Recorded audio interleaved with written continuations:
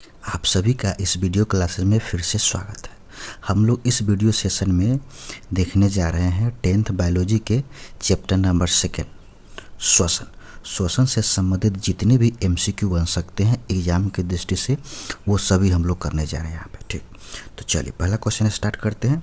पचे हुए भोज पदार्थों से ऊर्जा का उत्पादन भोजन अणुओं की किस क्रिया द्वारा होता है? पहला ऑप्शन है एटीपी, दूसरा है श्वसन, तीसरा है परिवहन, चौथा है ऑक्सीकरण। तो ऊर्जा का उत्पादन किसके द्वारा होता है भोजन अणुओं से? ऑक्सीकरण के द्वारा। तो इसका सही आंसर क्या हो जाएगा? ऑप्शन नंबर घ, ऑक्सीकरण। क्वेश्चन नंबर 2, थोड़ा सा इसमें लिखावट थोड़ा सा अस्पष्ट है, लेकिन ध्यान से देखेंगे तो सब दिखाई देगा।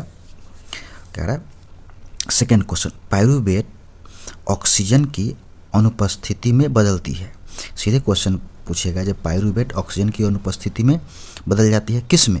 एथनॉल में, कार्बन डाइऑक्साइड में, क ख दोनों, यानी एथनॉल और कार्बन डाइऑक्साइड दोनों में, इनमें से कोई नहीं। ठीक, तो इसका आंसर हो जाएगा ऑप्शन नंबर ग, यानी पाइरूवेट ऑक्सीजन की अनुपस्थिति में एथनॉल और कार्बन डाइऑक्साइड दोनों में क्या होता है? बदल जाता है। चलिए क्वेश्चन नंबर 3 हम लोग देखेंगे। क्वेश्चन नंबर 3 कह रहा है पौधों में श्वसन गैसों का आदान प्रदान होता है परिवहन के द्वारा, विसरण के द्वारा, उत्सर्जन के द्वारा, इनमें से कोई नहीं। ठीक, तो इसका आंसर हो जाएगा विसरण के द्वारा। पौधों में श्वसन गैसों का आदान प्रदान किसके द्वारा होता है? विसरण के द्वारा। ठीक, चलिए, और यही विसरण होता है उच्च सांद्रता से निम्न सांद्रता की ओर। हम लोग 6 क्लास में पढ़े हैं इसका। और ऊर्जा उत्पादन के लिए कोशिका प्रायः किसका उपयोग करती है? ग्लूकोज, अमीनो अम्ल, वसा अम्ल, सुक्रोज। तो क्या किसका प्रयोग करती है? ऑप्शन नंबर का इसका आंसर हो जाएगा ग्लूकोज का। ठीक, क्वेश्चन नंबर 5, एटीपी के जलीय विघटन से कितनी ऊर्जा प्राप्त होती है? एटीपी के जलीय विघटन से कितनी ऊर्जा प्राप्त होती है? 30.5 किग्रा जूल प्रति मोल, 68.5 किग्रा जूल प्रति मोल, 129.5 किग्रा जूल प्रति मोल, 8 किग्रा जूल प्रति मोल। इसका आंसर क्या हो जाएगा? 30.5 किग्रा जूल प्रति मोल। ठीक, एटीपी से। अब कह रहा है बहुत इंपॉर्टेंट क्वेश्चन है अगला 6 नंबर, श्वसन की क्रिया में खाद्य पदार्थों की परिणति क्या होती है? दहन, संश्लेषण, विघटन, परिवर्तन। तो श्वसन क्रिया में खाद्य पदार्थों क्या होता है? विघटन होता है। इसी से क्या मिलती है? ऊर्जा प्राप्त होती है। क्वेश्चन नंबर 7, कोशिका के किस भाग से अवायवीय श्वसन होता है? कोशिका द्रव से, बहुत इंपॉर्टेंट क्वेश्चन, माइटोकॉन्ड्रिया से, हरित लवक से, कोशिका झिल्ली से। इसका आंसर हो जाएगा क, कोशिका द्रव से। ठीक, तो कोशिका द्रव से क्या होता है? अवायवीय श्वसन होता है। क्वेश्चन नंबर 8, वह प्रक्रिया जिसके द्वारा मनुष्य श्वास ग्रहण करता है तथा छोड़ता है वह होता है? क, उच्छ्वास, श्वसन, निश्वसन, प्रवास। तो उच्छ्वास यानी इसमें सांस ग्रहण करने और सांस छोड़ने, देखिए कह रहा है सांस ग्रहण करने छोड़ने के नहीं, इसमें सिर्फ पूछ रहा है श्वास ग्रहण करने, यानी सांस लेने को हम क्या कहते हैं? श्वासोच्छ्वास। ठीक, तो इसका आंसर हो जाएगा क। चलिए क्वेश्चन नंबर 9, जंतुओं में आणविक O2 की अनुपलब्धता होने पर पाइरूवेट का रूपांतरण किस यौगिक में होता है? फॉस्फोरिक अम्ल, लैक्टिक अम्ल, साइट्रिक अम्ल, ग्लूकोज। तो लैक्टिक अम्ल, यानी जंतुओं में आणविक O2 की अनुपस्थिति में पाइरूवेट टूटता है, यानी पाइरूवेट ऑक्सीजन की अनुपस्थिति में टूटता है तो क्या बनता है? लैक्टिक अम्ल। और यही लैक्टिक अम्ल हमारे शरीर में इसका निर्माण हो जाता है तो क्या होता है? हमारे शरीर में की मांसपेशियों में दर्द होने लगता है। पौधों में गैसों का आदान प्रदान किसके द्वारा होता है?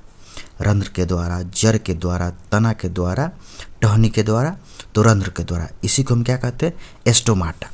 अब देखिए, निश्वास द्वारा निकली वायु में मुख्यतः क्या होती है? O2 होती है, CO2 होती है, हाइड्रोजन होती है, इनमें से कोई नहीं।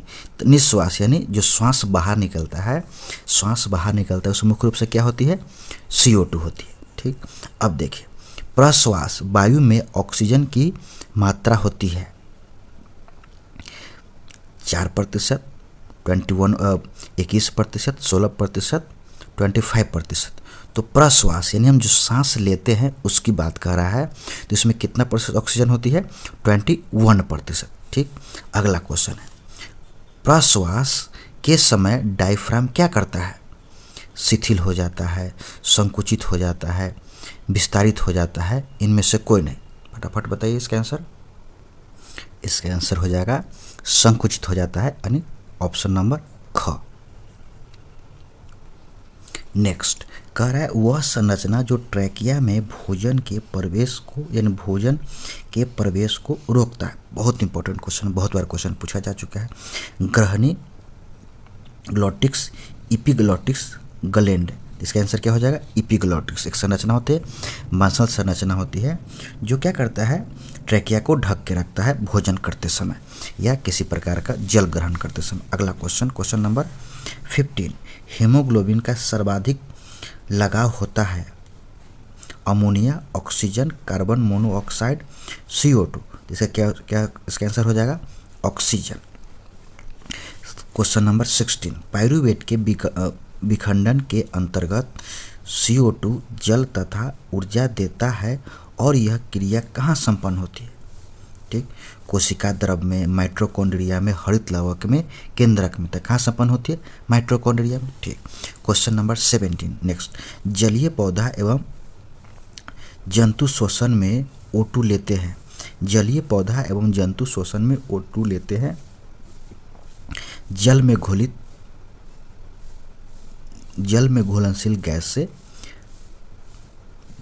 जल को तोड़कर O2 से, वायुमंडलीय O2 से, A, B एवं C सभी। इसका आंसर क्या हो जाएगा? क, जल में घुलनशील गैस से। जल में घुलनशील गैस से क्या लगता है? जलीय पौधा एवं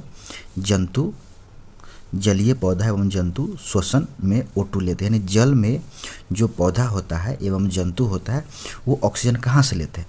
तो जल में जो घुलित गैस होता है, जल में घुलनशील गैस और उसी में ऑक्सीजन होता है, उसी से क्या करता है? वो ऑक्सीजन ग्रहण करता है। अगला क्वेश्चन है, श्वसन के किन अंगों द्वारा गैसों का विसरण नहीं होता है? ठीक, ट्रैकिया से, गिल्स से, त्वचा से, फेफड़ा से। इसका आंसर हो जाएगा ट्रैकिया। गिल्स से भी होता है, त्वचा से भी होता है, फेफड़ा से भी होता है, ट्रैकिया से नहीं होता। क्वेश्चन नंबर 19 गलत है आंसर, तो आप लोग कमेंट करके बताइएगा। किसे कोशिका का ऊर्जा मुद्रा के रूप में जाना जाता है? ADP, ATP, DTP, BDP। तो इसका आंसर हो जाएगा ATP। ATP के रूप में कोशिका में क्या होता है? ऊर्जा संचित होता है। हम लोग क्लास में बहुत अच्छे से इसको कर चुके हैं। अगला क्वेश्चन है, तिलचट्टा का श्वसन अंग है ट्रैकिया, गलफरा, त्वचा, फेफड़ा। तो क्या है? ट्रैकिया का श्वसन अंग क्या है? तिलचट्टा का श्वसन अंग क्या है? ट्रैकिया। अब 21 का है, ATP क्या है? ऊर्जा का वाहक, ऊर्जा का संग्रह, ऊर्जा का सिक्का, इनमें से कोई नहीं। तो क्या है? इसका आंसर हो जाएगा ख, यानी सभी। तीनों ऑप्शन सत्य है इसका। अगला क्वेश्चन कह रहा है, श्वसन का अंतिम उत्पाद क्या है? CO2 और H2O। CO2 प्लस ऊर्जा, H2O प्लस ऊर्जा, CO2 H2O प्लस ऊर्जा। तो इसका सही आंसर क्या हो जाएगा? ऑप्शन नंबर घ, कार्बन डाइऑक्साइड भी उत्पन्न होता है, जल भी उत्पन्न होता है और ऊर्जा भी उत्पन्न होता है। यानी श्वसन का अंतिम उत्पाद इसी को ही माना जाता है, इन तीनों को। किस प्रकार के श्वसन से अधिक ऊर्जा मुक्त होती है? वायवीय श्वसन, अवायवीय श्वसन, ए बी दोनों, इनमें से कोई नहीं। इसका आंसर हो जाए क्या, वायवीय श्वसन। वायवीय श्वसन से अधिक मात्रा में क्या प्राप्त होती है, ऊर्जा प्राप्त होती है या ऊर्जा मुक्त होती है। 24 तिलचट्टा में कितने जोड़े श्वास रंध्र पाए जाते हैं, 2, 8, 10, 6। इसका क्या हो जाएगा, क्वेश्चन ऑप्शन नंबर घ 10 कर। ग्लूकोज को किस प्रकार का ईंधन कहा जाता है, कोशिकीय ईंधन, सार्वजनिक ईंधन, क ख दोनों, कोशिकीय और सार्वजनिक दोनों, इनमें से कोई नहीं। तो इसका आंसर हो जाएगा कोशिकीय ईंधन। ग्लूकोज को कैसा माना, कौन सा ईंधन माना जाता है, कोशिकीय ईंधन माना जाता है। अगला है 26 अवायवीय श्वसन कितने चरणों में संपन्न होता है, 1, 2, 3, 4। तो अवायवीय श्वसन 2 चरणों में क्या होता है, संपन्न होता है। अगला है मेढक के श्वसन अंग है, त्वचा, नासिका, क ख दोनों, इनमें से कोई नहीं। तो इसका आंसर हो जाएगा क ख दोनों। मेढक के श्वसन अंग है त्वचा और नासिका दोनों, यानी मेढक त्वचा से भी और नासिका यानी नाक से, दोनों से क्या करता है, सांस लेता है और सांस छोड़ सकता है। क्वेश्चन नंबर 28 किन जीव में गैसों का आदान प्रदान रक्त के माध्यम से नहीं होता, कीट वर्ग, मनुष्य वर्ग, जंतु वर्ग, पादप वर्ग। तो कीट वर्ग में गैसों का आदान प्रदान किसके द्वारा, रक्त के माध्यम से नहीं होता। अगला क्वेश्चन है क्वेश्चन नंबर 29 नासिका बेसम को अलग करने वाली पट्टी है नासिका बेसम को अलग करने वाली पट्टी है नसा, नसा पट्टिका, नसा द्वार, इनमें से कोई नहीं। इसका आंसर क्या हो जाएगा, नसा पट्टिका, यानी वही क्या करता है, दोनों को अलग करता है। अगला है 30 मनुष्य के फेफड़े में कितने वायु कोष्ठ पाए जाते हैं, 2 गुने 10 के पावर 10, 2 गुने 12 के पावर 10, 2 गुने 10 के पावर 8, 10 गुने 10 के पावर 10।